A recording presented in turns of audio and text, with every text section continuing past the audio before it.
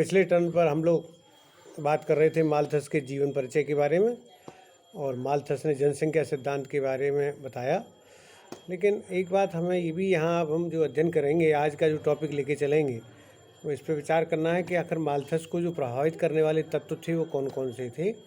ये बहुत एक विषय है और वास्तव में देखा जाए कोई भी विचारक रहा हो, सभी विचारकों के बारे में हम लोग जो बात करते हैं तो उस समय की जो स्थिति होती है, चाहे वो आर्थिक स्थिति हो, चाहे वो राजनीतिक स्थिति हो, चाहे वो सामाजिक स्थिति हो, इन सब चीज़ों का प्रभाव ही देखने को मिलता है। तो माल्थस पर भी इन सब चीज़ों का प्रभाव देखने को मिला। तो उस समय के विचारों के रूप में ये देखा जाए, माल्थस के विचारों को लेकर के चलें तो जो जो विषम परिस्थितियाँ उनके सामने आईं, तो उनमें सबसे पहले हम लोग बात करते हैं कि जनसंख्या वृद्धि के बारे में भी हम लोग बात कर रहे थे कि जनसंख्या वृद्धि का प्रभाव माल्थस पर देखने को मिला, और जहाँ विभिन्न देशों की उन्होंने यात्रा करने के बाद ऐसा परिणाम पाया कि जनसंख्या वृद्धि एक बहुत बड़ा कारण है। दूसरा, औद्योगिक क्रांति के बारे में भी उन्होंने बातचीत की। बहुत सारे देशों की यात्रा करने के बाद भी ऐसी स्थिति देखने को मिली कि कृषि की जो दशा थी वो बिगड़ती चली जा रही थी और वहाँ जो है। तीसरी बात हम लोग बात करते हैं कि बणिकवादियों और प्रकृतिवादियों की विचारधाराओं का भी प्रभाव माल्थस के सिद्धांत पर पड़ा, माल्थस के इस विचारधारा को जागृत किया। और चौथी बात भी हम लोग लेके चलें तो माल्थस पर समकालीन जो विचारक थे उनका भी प्रभाव देखने को मिला। अब इसके बाद हम लोग बात करते हैं कि माल्थस का आखिर जनसंख्या सिद्धांत कहता क्या है, कहाँ से उसको इस तरीके की प्रेरणा मिली, किन किन के विचारों से वो प्रभावित हुए और क्या असर देखने को मिला। तो माल्थस की जनसंख्या सिद्धांत की जो शुरुआत हुई या सूत्रपात जो बनी, वो माल्थस और उसके पिता के बारे में मैंने बताया था कि डैनियल माल्थस उनके पिता का नाम था। तो उनसे सामान्य जो वार्तालाप हुई उसके द्वारा हुआ। अच्छा, माल्थस के जो पिता थे वो गॉडविन के विचारों से बहुत प्रभावित थे। वास्तव में गॉडविन ने अपनी पुस्तक एक पॉलिटिकल जस्टिस, जिसे हम राजनीतिक न्याय में, एक ऐसी भविष्यवाणी की जो आशावादी भविष्यवाणी जिसे हम लोग कह सकते हैं, और ऐसा विचार प्रस्तुत किया कि न तो एक ओर मुट्ठी भर धनवान रहेंगे और न दूसरी ओर असंख्य निर्धन होंगे, और न कभी कोई युद्ध होंगे, न कोई अपराध होगा, और आज की तरह न्यायालयों की भी ज़रूरत नहीं पड़ेगी, और न मानसिक वेदना होगी, न उदासी होगी, और न क्षोभ की भावना होगी। इस तरीके से गॉडविन ने जो विचारधारा प्रस्तुत की अपनी इस किताब में, तो इस काल्पनिक आदर्श का जो मूल उद्देश्य था वो पूर्ण समानता तथा अमूल अराजकता साम्यवाद की स्थापना करना था, ऐसा विचार था उनका। तो माल्थस के पिता भी इन गॉडविन के विचारों से बहुत प्रभावित थे, और डैनियल माल्थस का ऐसा विचार था कि मनुष्य हमेशा विवेकशील प्राणी है और सदैव तर्क बुद्धि से काम लेता है, ऐसी विचारधारा थी। तो कुल मिलाकर के हम कहें कि वास्तव में माल्थस का पिता गॉडविन के समान ही एक आशावादी विचारों से प्रभावित थे, और वो चूँकि उनकी मित्रता के नाते और उन्हें बहुत मानते थे और उनके विचारों से भी बहुत प्रभावित थे, अर्थात आशावादी विचारों के साथ उनकी विचारधारा जुड़ी हुई थी। लेकिन गॉडविन के विचारों के संबंध में माल्थस का ऐसा विचार था कि ये सिद्धांत जो इन्होंने दिया है, मिस्टर गॉडविन ने इस प्रकार का जो एक रहस्यमयी या जादुई साधन मान करके इसको संबोधित किया है, ये आवश्यकताओं, दुख और दुखों के भय से पीछने वाला नियम है। अर्थात माल्थस का जो विचारधारा थी वो एक तरीके से निराशावादी कह सकते हैं हम लोग, अर्थात वो गॉडविन के विचारों से भी प्रभावित नहीं थे और वो जो है अपने पिता के विचारधारा से भी सहमत नहीं थे। उनका कहना था कि ये केवल आदर्शवादी विचारधाराओं को लेकर के ही ये सिद्धांत ठीक तरीके से नहीं कहा जा सकता।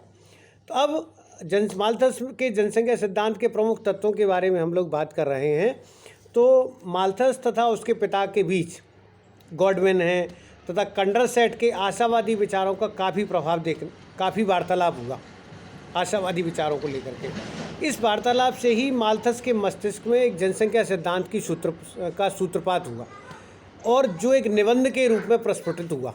इस विचारधारा को देख करके माल्थस के अंदर एक जागृति की भावना बन गई कि जनसंख्या पर एक निबंध प्रकाशित किया जाए। इस तरीके से विचारधारा प्रस्फुटित हुई।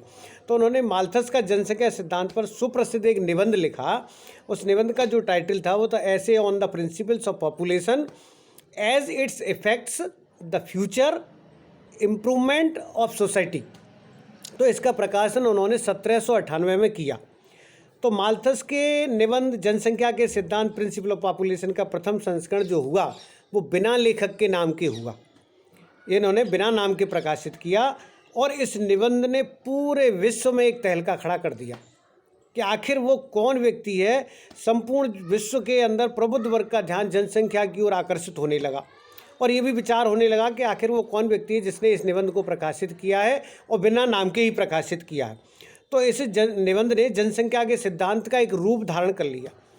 तो माल्थस ने सन 1799 में यूरोपीय देशों, जैसे हम लोग बात करते हैं रूस के बारे में, स्वीडन के बारे में, नॉर्वे के बारे में, फिनलैंड के बारे में, इन सब का भ्रमण किया। तो माल्थस ने यूरोपीय देशों में भ्रमण करने के जनसंख्या संबंधी आंकड़े इकट्ठे किए और आंकड़ा इकट्ठे करने के बाद उसने अपने निबंध के एक द्वितीय संस्करण में उन आंकड़ों को जो पहले में प्रकाशित किए थे उन आंकड़ों को थोड़ा सा संवारा, उसमें थोड़ा सा चेंजमेंट किया और उसे 1803 में प्रकाशित किया और उसमें नाम भी लिख दिया उन्होंने अपना, थॉमस रॉबर्ट माल्थस। तो इस निबंध में थोड़ा संस्करण करते हुए उन्होंने इस निबंध का नाम रखा an essay on the principle of population और view of the past and present effects on human happiness. ये दूसरे इस निबंध का उन्होंने नाम प्रकाशित किया और अपना नाम भी प्रकाशित कर दिया। तो माल्थस ने अपने निबंध के प्रथम संस्करण में जनसंख्या सिद्धांत को इस तरीके से प्रकाशित करने की बात रखी, इस तरीके से अपने तथ्यों को उजागर किया कि पहली बात तो उनका ये मानना था कि मनुष्य के अस्तित्व के लिए भोजन जरूरी है, मतलब व्यक्ति को अपना जो अस्तित्व बनाए रखना है तो भोजन जरूरी है। दूसरी बात, पुरुष और स्त्रियों के संभोग की इच्छा का होना भी आवश्यक बताया उन्होंने और वह लगभग अपनी वर्तमान अवस्था में ही रहेगी, ऐसा विचारधारा उन्होंने निष्कर्ष के रूप में दिया। तो इस निष्कर्ष के तौर पे हम लोग ये भी कह सकते हैं कि माल्थस का जो निष्कर्ष था वो था कि जनसंख्या की जो शक्ति है वो असीमित रूप से भूमि की मनुष्य के लिए जीवन निर्वाह के साधन उत्पन्न करने की शक्ति की अपेक्षा कहीं अधिक होती है। परिणामतः जब तक जनसंख्या नियंत्रित नहीं होती है तब तक जनसंख्या ज्यामितीय विधि से अर्थात ज्योमेट्रिकल रेशियो से बढ़ती जाएगी, जबकि जीवन निर्वाह के जो साधन है वो केवल अंकगणितीय अनुपात से ही बढ़ेंगे। इसके पश्चात माल्थस ने उन शक्तियों का विवेचन भी किया जो जनसंख्या को नियंत्रित करती हैं। उनको दो भागों में बांटा उन्होंने, एक को पाप की संज्ञा दी और दूसरे को दुख की संज्ञा दी। जनसंख्या नियंत्रण के कृत्रिम उपायों को उन्होंने प्राकृतिक साधनों के रूप में लिया।